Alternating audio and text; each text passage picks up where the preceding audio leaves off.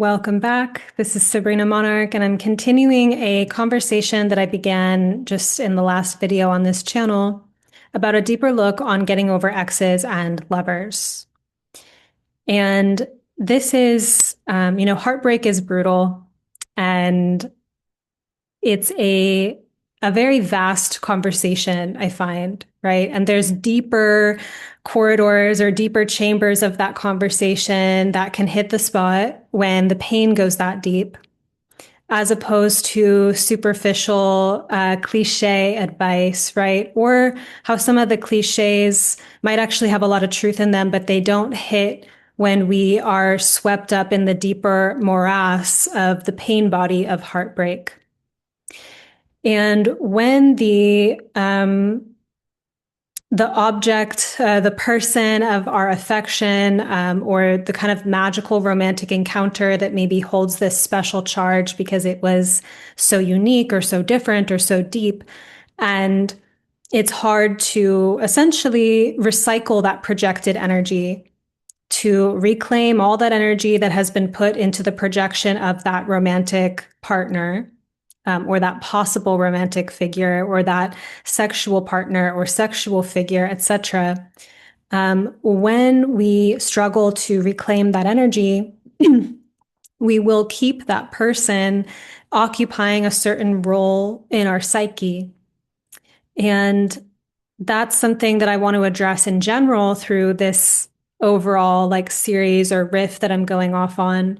I want to encourage you to check out my last video on the topic, of just like an overview of what is this pattern, what is the struggle to let go about, and what heals it.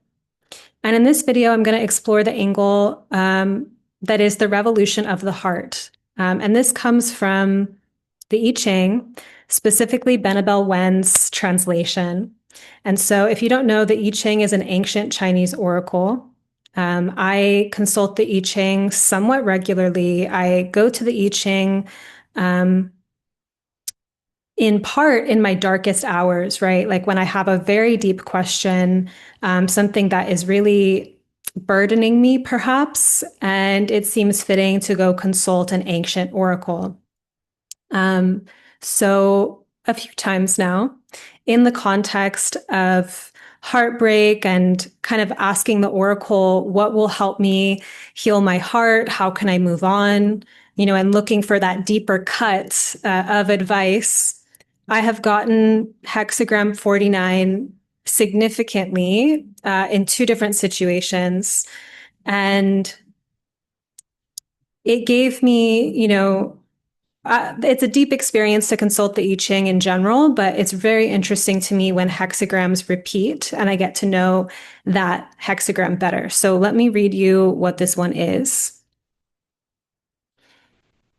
So hexagram 49 is called Revolution in this translation, at least. The Oracle. Revolution to rectify injustice begins with revolution of the heart. First, change inner misalignments before seeking a transformation of others. It is your responsibility to affirm that a call for change is for the better and not just for a different form of the same. I'm going to come back to that point. Thus, true change comes when you are aligned with heaven's will. What you seek requires momentum, and to drum up that momentum, live and abide by higher principles. Those who see you embody the higher principles will be attracted to you and you will gain momentum. Having that majority support is the authority you need for a just revolution.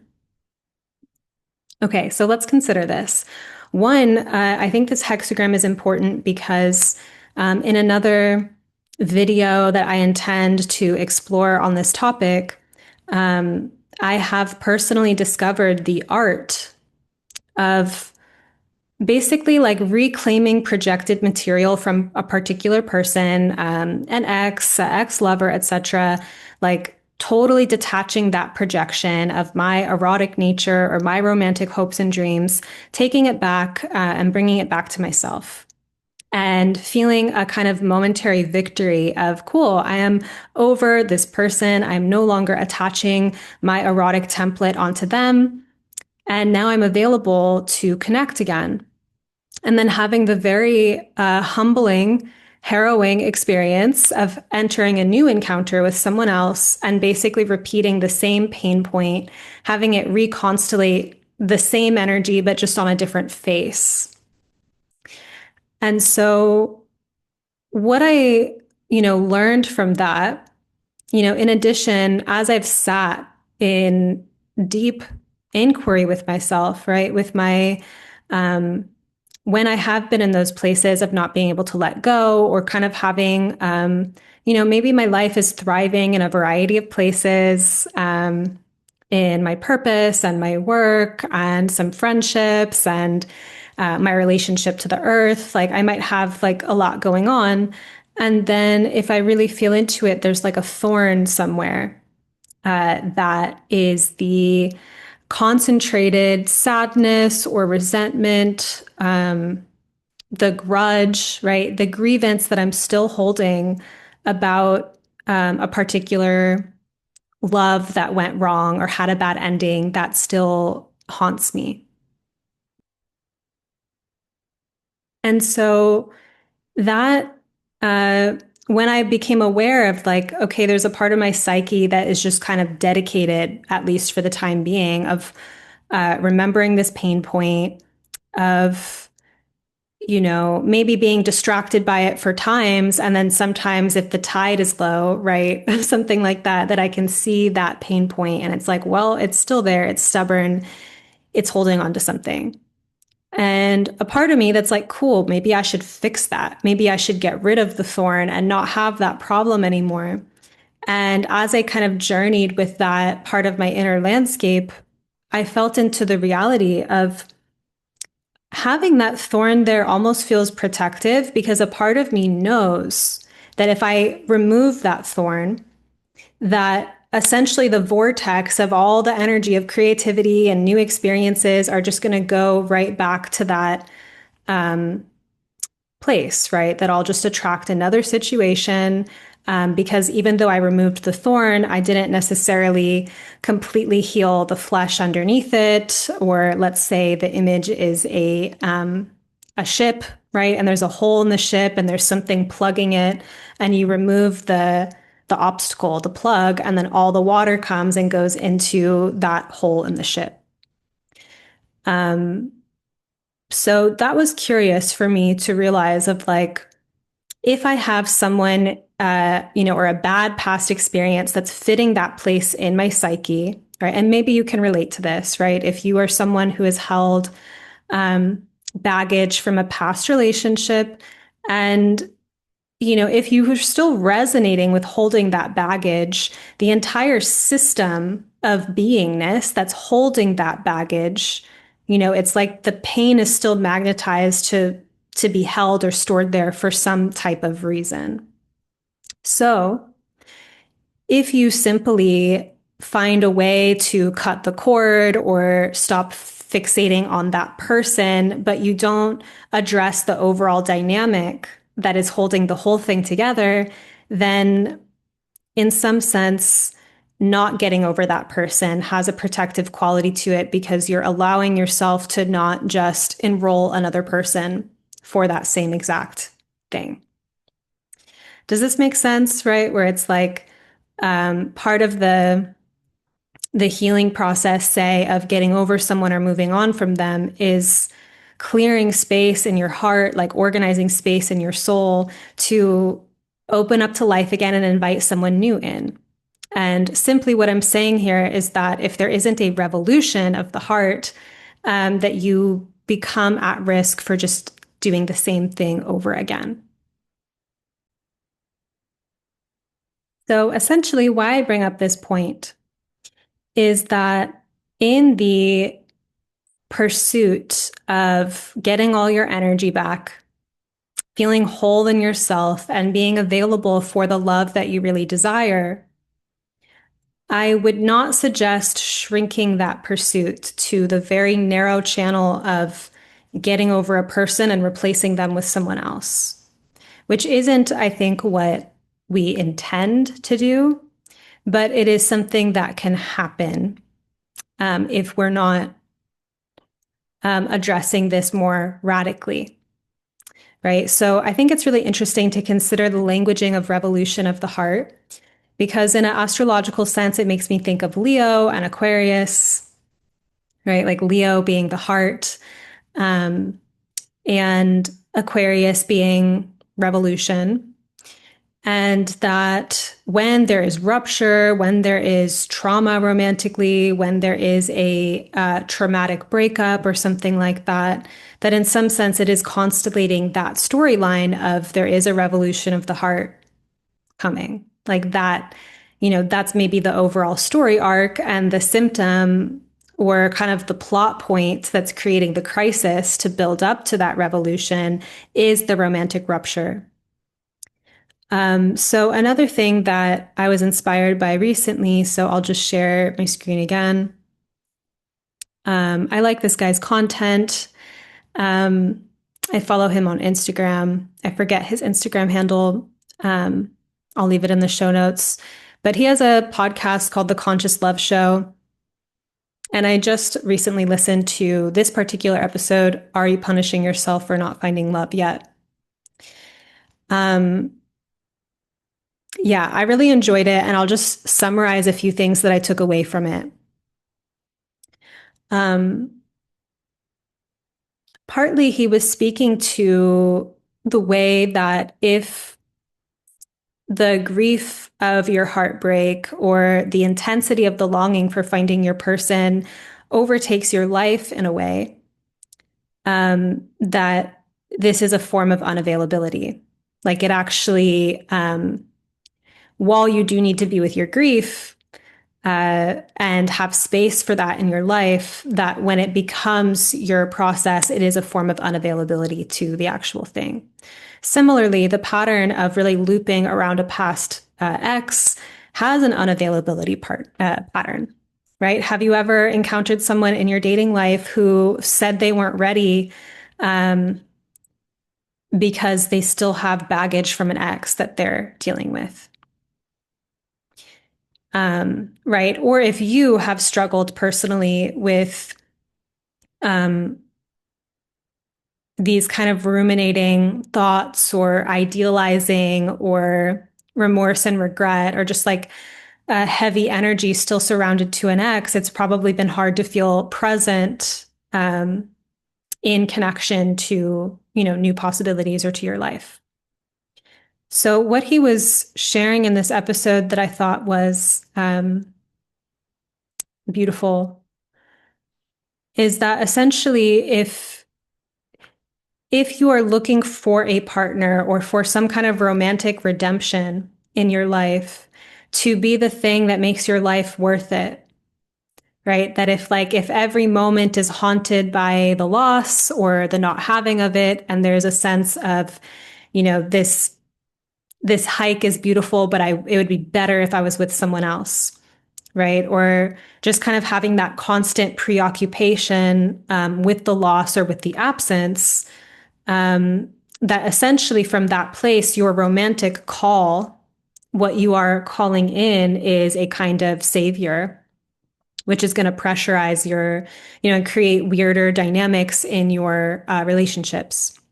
And so this is a cliche that I'm sure is aggravating, right? This concept of enjoy your life, be in a place of abundance, call in love from a place of abundance. And there's something true to it, right? And so when I think about the concept of a revolution of the heart, I like the idea of the revolution of the heart as a concept being something that stretches our imagination and maybe is something that we pray about, maybe is something that we, um, you know, look to expand ourselves through. Of like, what does that even mean? What are the higher principles that I might be abiding by? But that quality of being, essentially, um, where you discover more joy in your nervous system, more availability to your life in the present moment, um, ways to essentially, there's kind of like this mirage of this situation that went bad or kind of tragically with an ex or a past lover. And it's like, if only I could repair that with them, or if only I could find someone else who would make it all better. Taking that into a more like rupture and repair process in the heart with life and with God, right? Of like, if there is that sense that, life isn't worth it, that if I don't get this thing, I don't know what the point is. Even if having this type of beautiful partnership is your deep heart desire, and it's like a biological, it's like you are participating in the creative design of life. There is profundity to that. But where there is this uh, consuming ache or sadness that is diminishing the quality of daily life or availability to creating beauty and meaning and value and esteem in your experience, that is where the revolution of the heart is necessary. And so, what I've noticed about this pattern of being haunted by particular exes is that it is a very sensational distraction from presence with what can be tended to and cared for and nurtured now. And that if you get obsessed with healing those things with exes, even if it's not with them, but it's in your own system, and you do the kind of alchemy and magic to really move on, but you still are holding the shape of that experience and that timeline, and then bringing that shape in with a new person, then the revolution hasn't happened. So, acknowledging that when a heartbreak hits really, really deep, and for me, as someone who's gone through multiple heartbreaks to get to a place to be able to see some of the lessons, because I got some of the lessons during some of the heartbreaks, but then as the pattern played out enough for me to land the clarity, um, what I've come to understand and appreciate about heartbreak is that it does change your life. It does impact you. And it is not just something where you go and say, like, return to normal. You have the opportunity to be the better for it. You have the opportunity to learn something from it. And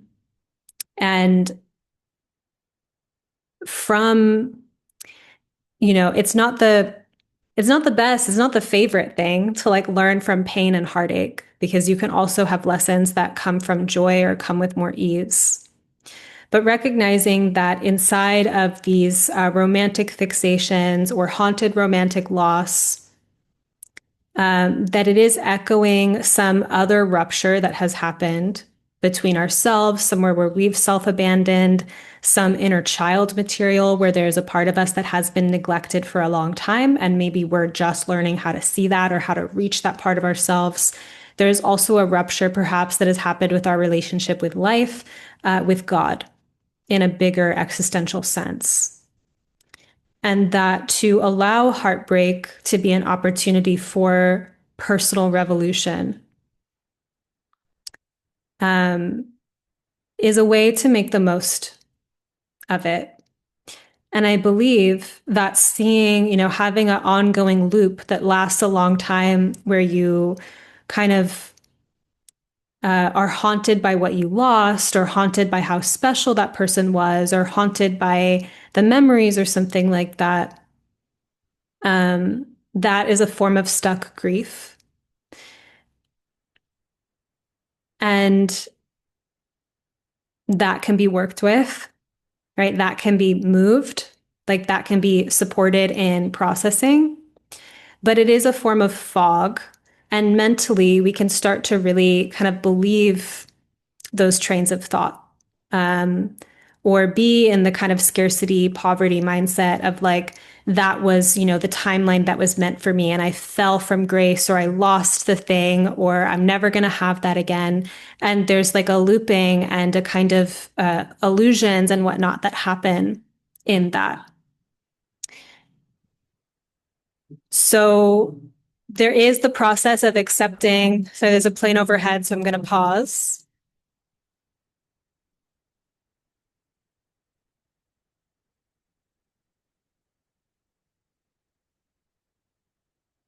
There's the process of accepting more radically what happened. What's done is done. There is the process of opening up your body and spirit. And this is something I talked a little bit about in the last video to new updated experiences of self and of your erotic life force energy. And then there is also the revolution process in terms of what are you learning at a deeper level from this experience, and how can this transform the kingdom or queendom of your heart such that you are not even attracting the same story next time. And that, I think, is deeper. That's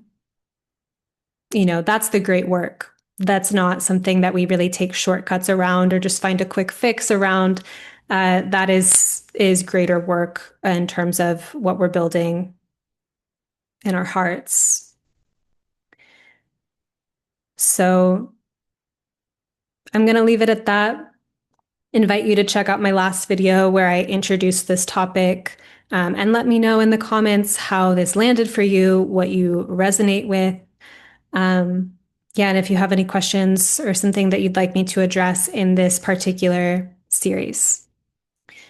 I also am offering EFT sessions right now at a beta price point. So for a limited time, my EFT sessions are $125 per session. EFT is a gentle somatic trauma healing technique. And it is something that supports you in moving stuck emotion. So I'm going to leave the link to my website, sabrinamonarch.com, where you can learn more about my offerings with EFT, as well as my offerings in astrology that are rooted in my decade plus practice and specialty in Pluto. You can also find on my website a free mini course about the planet Pluto, looking at it from a much deeper perspective than you might find on any kind of internet generated report that tells you that Pluto is just a generational planet. There's actually so much to this planet, and it's been at the heart of my work for more than a decade now. So I created a mini course to introduce you to this archetype. Subscribe to my channel if you are new here, and thank you for watching.